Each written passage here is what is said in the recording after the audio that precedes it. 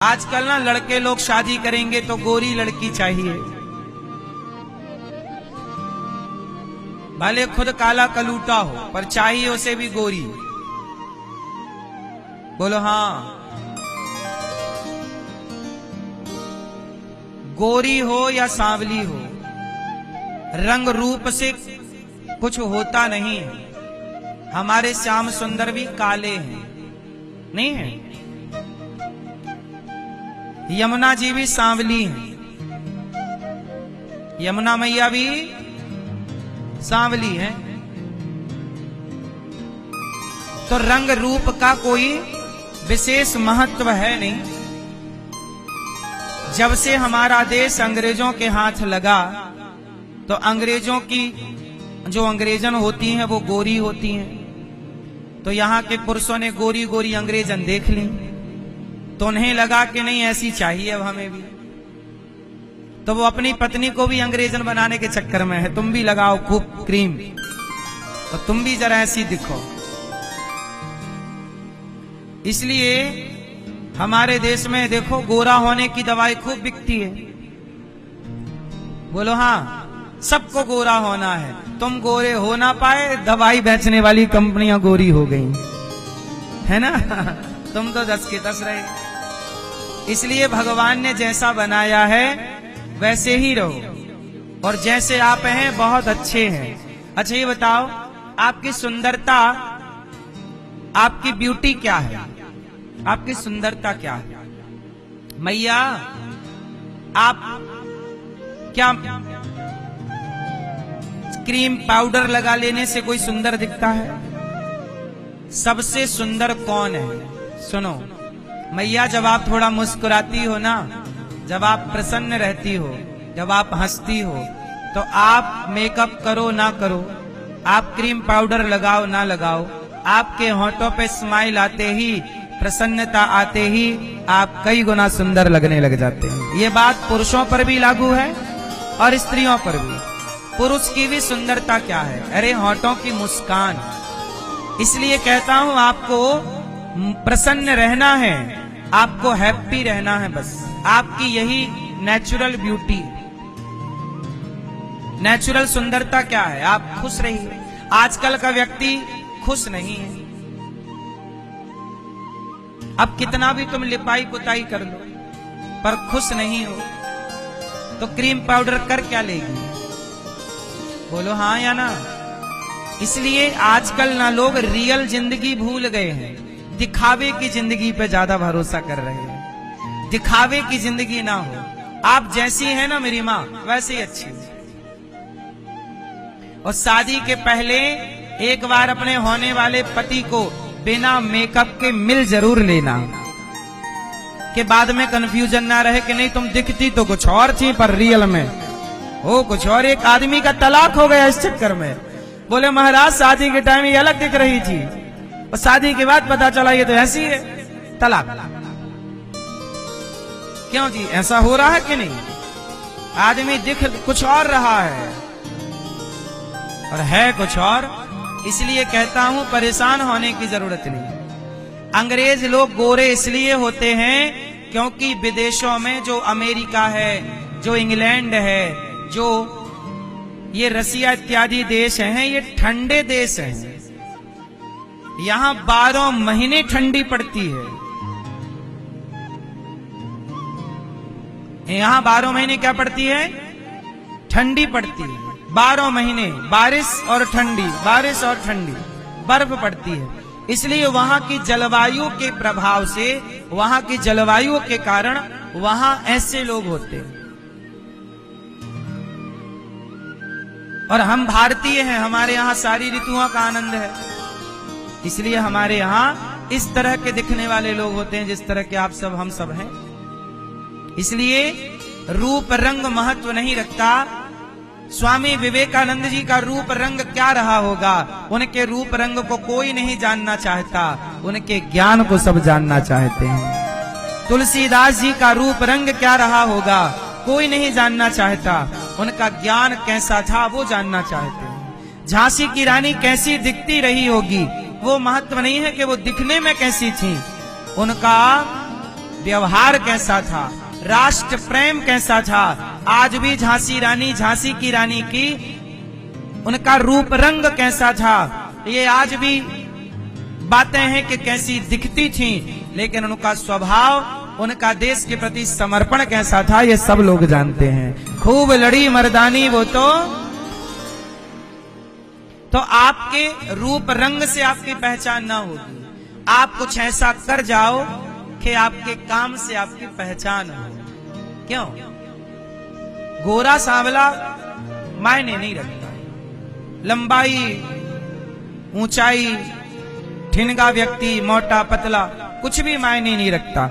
व्यक्ति के विचार बड़े होने चाहिए, विचार महान होने चाहिए। आज भी हम जिनको जानते पहचानते हैं, उनके रूप रंग के कारण नहीं, उनके विचारों के कारण जानते हैं। रूप रंग तो बादशाहों का भी बहुत अच्छा होता है, लेकिन उनके रूप रंग के कारण, उनका रूप रंग है सुंदर, लेकिन वो बाजार में बिकने के लिए तैयार है। तो ऐसा रूप रंग किस काम का जो आपकी बाजार में बोली लगा दे। आपका अपना स्वाभिमान होना चाहिए, और वो स्वाभिमान आपके विचारों से बनेगा, और वो आपके विचार आपको महान महान बनाएंगे। बोलो हाँ।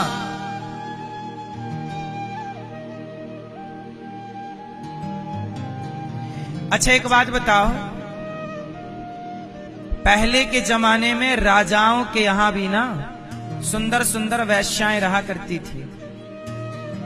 रानी इतनी सुंदर नहीं हुआ करती थी जितनी सुंदर वेश्याएं हुआ करती थी। सुना है, इतिहास पढ़ा है ये। तो सवाल खड़ा हुआ कि जब ये सुंदर स्त्री थी तो राजा ने उससे ब्याह क्यों नहीं कर लिया। राजा ब्याह कर लेता ना, सुंदर थी तो उसी को रानी बना लेता। जो कम सुंदर थी उसे रानी बनाया, और जो ज्यादा सुंदर है उसके पीछे, उस वेश्या के पीछे पड़ गया। कई राजाओं की ये हिस्ट्री मैंने पढ़ी है कि उनकी रानियां इतनी सुंदर नहीं थी, लेकिन फिर भी राजा उन रानियों के पास रहते थे। अब सवाल खड़ा हुआ क्यों, तो मैं आपको बताऊं कि राज शासन चलाने के लिए सुंदरता नहीं चाहिए। राज शासन चलाने के लिए वो जो उन रानियों में हुआ करता था धैर्य, विवेक, ज्ञान, उनकी चमड़ी कैसी भी हो, सुंदर हो ना हो, क्योंकि रानी अहिल्याबाई होलकर, अहिल्याबाई होलकर, ये जो जब बच्ची थी, इनका जब विवाह हुआ तो किसी ने सोचा नहीं था कि इनके पति की मृत्यु होगी और इन्हें सत्ता संभालनी पड़ेगी। ये बहुत सुंदर थी ऐसा उल्लेख नहीं है, लेकिन ये बहुत अच्छी रानी थी जो प्रजा को पुत्र की तरह, माता की तरह बन करके और पुत्र की तरह पालन करती थी। तो इनके जो पति थे, इनके जो ससुर थे, इन्होंने इस लड़की का चयन किया अपने बेटे के लिए कि ये लड़की में योग्यता है, ये मेरे बेटे के लायक है। जबकि और भी सुंदर मिल सकती थी, नहीं, इसमें काबिलियत है, क्योंकि वो भविष्य को देख लेते थे ना। भाई कहते ना, होनहार बिरवान के होत चीकने पात, ये कहावत है कि जो पेड़ योग्य है उसके चिकने पत्ते बता देते हैं कि ये पेड़ अच्छा होगा। तो बचपन में ही बच्चों का बचपन बता देता है कि इसका भविष्य कैसा होगा। तो उन लड़कियों का भविष्य पहचान लेते थे कि ये रानी के योग्य है या नहीं।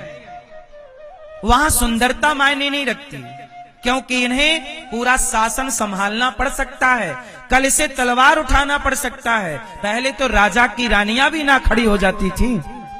बोलो हाँ या ना। इसलिए विवाह करने के टाइम केवल चमड़ी मत देखा करो।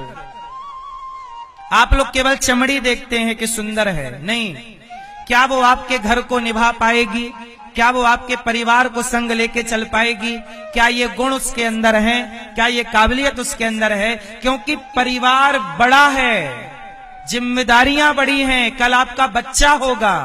चमड़ी कितनी भी सुंदर ले आओ, 10 साल 20 साल के बाद जवानी ढल जाएगी और सुंदर से सुंदर व्यक्ति भी एक समय बाद बंदर जैसा दिखने लगता है। यही इस धरती की सच्चाई है, समय सबको बंदर बना देता है। बोलो हाँ। जो कल बहुत सुंदर थे, आज उनका चेहरा देख लो। एक जवानी सदा ना रहा है, सदा ना रहेगा जमाना किसी का। जवानी का जमाना भी सदा ना रहेगा, एक टाइम बाद जवानी ढल जाएगी। तो जब जवानी ढल जाएगी तब भी वो स्त्री रहेगी, तब भी वो पुरुष रहेगा, और वो विचार तब भी जीवित रहेंगे। जवानी परिवर्तनशील है, पर आपके आचरण, आपका संस्कार परिवर्तनशील नहीं है। इसलिए जवानी सुंदरता पे लट्टू ना होइए साहब। शादी विवाह में कुछ और चीजें देखनी चाहिए। लड़का में भी देखो वो काबिलियत कि ये ठीक है कि नहीं, लड़की में भी देखो, लड़का में भी गुण होने चाहिए। ऐसा ना हो कि नालायक हो, कि वो शराब पी के गंदी नालियों में पड़ा हो। ये जो खुद को नहीं संभाल पा रहे हैं, ये परिवार क्या संभालेंगे। इन गधों से भी अपनी बेटियों का ब्याह ना कर देना। बोलो हाँ। हर वो लड़का जो शराब पी के पड़ा है, चरस लेके पड़ा है, गांजा पी रहा है, गलत चला गया, वो आपकी बेटी के योग्य नहीं है। और जो लड़की फैशन में घूमती है, घूमती ही रहती है, वो भी आपकी बहू के योग्य नहीं है। आज के युग में जरूरत किसकी है? संस्कारों की, और दोनों को चाहिए, लड़का हो या, दोनों का बंधन संस्कारों से। राम और सीता, राम वनवास गए तो सीता मां को जाने की क्या जरूरत थी, मैं यही हूं मस्त नहीं। राम राजा बनेंगे तो सीता क्या बनेंगी? रानी। लेकिन राम तो राजा बने नहीं, राम तो वनवासी हो गए। तो सीता जी राम के साथ तब भी थी जब राम राजा की तैयारी कर रहे थे, और सीता मैया राम के साथ तब भी हैं जब वो वनवासी हो गए।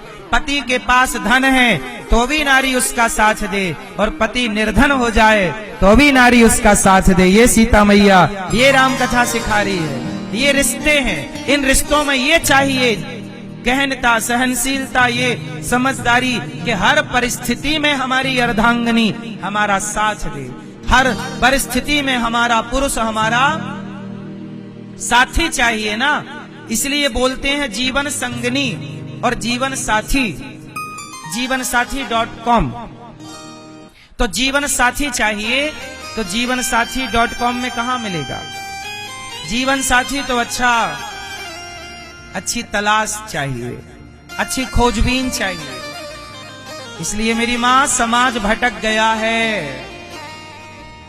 बेटी का विवाह करो तो बहुत सतर्कता से, बेटे का ब्याह करो बहुत सतर्कता से, और अपने बेटा बेटी दोनों को संस्कारी बनाओ, वरना आने वाला भारत बहुत सुरक्षित नहीं है। जब आपकी संतान भटक जाएगी तो आने वाली संतानों की संतानें कैसी रहेंगी, कल्पना कर लीजिए। इससे राष्ट्र खतरे में चला जाएगा। बोलो हाँ। आप ये बताओ, कुछ बेटे होते हैं जो माँ बाप का नाम बढ़ाते हैं, और कुछ बच्चे होते हैं जो माँ बाप का नाम डुबाते हैं। आपको कैसी संतान चाहिए? बढ़ाने वाली? तो बढ़ाने वाले संस्कार तो दो। संस्कार डुबाने वाले दोगे और उम्मीद बढ़ाने वाली करोगे तो भी नहीं काम चलेगा।